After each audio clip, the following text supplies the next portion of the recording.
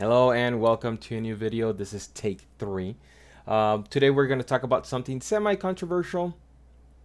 Some people just don't understand the difference between it. Some don't care. Some think it's the same. But let's talk about the difference between a premium release and a boutique release. What's the difference? Some people will say, well, there's no difference between them. There is. Sometimes they do cross over, but there is a difference. So, to me, the main difference is that a boutique label company will most likely be involved in the transfer and restoration of the film. That is why, to me, it is a boutique release. So, for example, great examples are always Criterion. Even though they come out with really cool, packaging like the big Godzilla or stuff like that, well, a lot of the times they either have done a restoration of the film, so restored high definition digital transfer. So right there, they're involved with this, not that they just didn't buy the disc, okay? And then they have additional extra stuff. Sometimes not, but that's a main thing. So right here, Criterion. This is Seven Samurai from Akira Kurosawa, and they did a restoration, whatever. But they were involved, not maybe directly. Sometimes they are directly involved, sometimes they're not. And let's say, for example, this is what is this? I forgot what company this is. But this is just, Predator, a Steelbook. Shoot, I don't even know. Is this Wheat Entertainment? Wheat Collection, something like that. So this is a premium release, okay? This is a Steelbook. It brings a cool, the cool packaging. It brings the little card. I'm not, putting this down, but a boutique label is not gonna touch, let's say, this movie in particular, since it's a new release, it's a mainstream movie. They're gonna touch it. They're not gonna touch it. They're gonna say, well, why would we release it if there's no no gain of us releasing it? This, yes. And some of these movies that like Criterion comes out, I don't buy them because they're like way too artistic for me, or way, like, just not interested in those movies. So sometimes that's another reason you don't hear about them, because they're not really mainstream movies. The mainstream movies that are gonna sell a lot are the ones that get released on the premium edition. Now there are some, like, let's say Touch of Evil from World Cinema Library.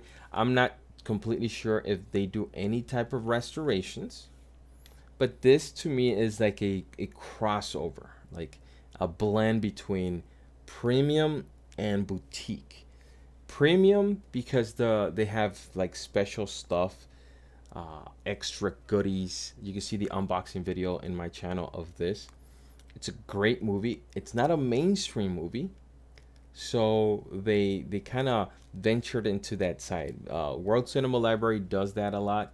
They have a lot of not mainstream movies, current movies that they're releasing, and it's dope. It's awesome. I love it, and I've been getting movies that I've been wanting, and then now boom, it's a good movie.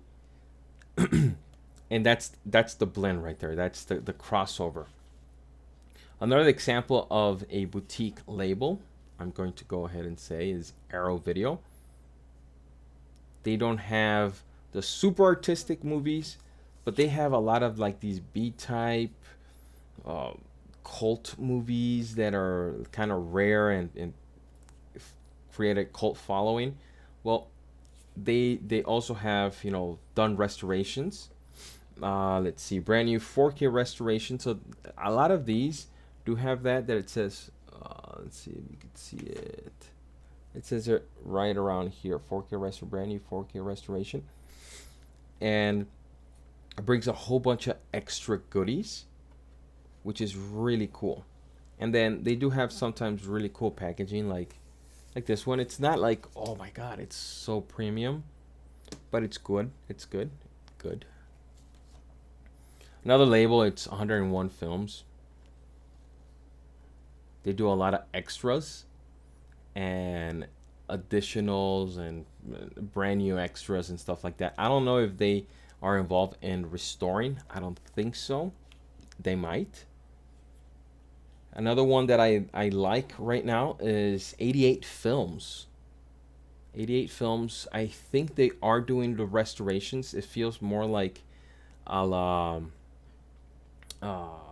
Arrow Video, but they come up with some really nice, slip covers and stuff like that.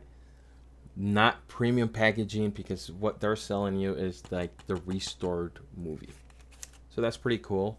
I like that. There's a ton of boutique labels, just to tell you. It's not just the ones that I have. Another one is Scream Factory. They're also involved with the transfer, the restoration, and all that. It's really cool. Their releases tend to sell out because they sell in their, in the horror area. They sell out. They're just gone. I mean, it's when it's something very popular and it's one of the first ones, they're gone. They have like special slip covers sometimes and all that, just to make it, a little bit more premium. But that's it. They don't go all out. Do they have like Scream? I think has Steelbooks. Yeah. 88 Films have Steelbooks. Yes. I think Arrow Video has Steelbooks. I don't know if Criterion has any Steelbooks. I'm not sure. Now, I can only imagine how expensive Criterions are going to become when they start actually doing like actual 4K restorations on 4K discs. So that's going to be amazing. That's down the road probably, and that will be an amazing thing to have, is actual old movies restored to 4K. I think MGM Studios with their Columbia Pictures set, they did that where they restored. They're a mainstream seller, but those are kind of boutique. That's like another crossover. So that's the main difference. HD Zeta, Manta Lab, not to put them down, but those are not boutique. Those are just premium. They grab the movie, they grab the disc without any restorations because they're new movies. They slap some really amazing sets with all kinds of goodies on exclusive Steelbooks where it's only their art, cards, and all this good stuff, and that's it. They sell it to you. They didn't touch the film, they just touched the packaging. If you've seen it, sometimes HD Zeta sells the packaging without the movie because the movie's banned, I think, in China or something. So that's what they're selling you pretty much. So you understand. But yeah, I want to see your opinion. What other labels am I missing? I know that I'm missing a ton. I think Kino Lorber, there's a ton of them. There is a ton of boutique labels, and there's a ton of premium labels. So let me read. Write down in the comments, what is your opinion between, this boutique? Am I right? Do you think I'm wrong? Do you agree, disagree? Let me know. Let's start a discussion. And that's it for today. Don't forget to subscribe and catch you on the next one.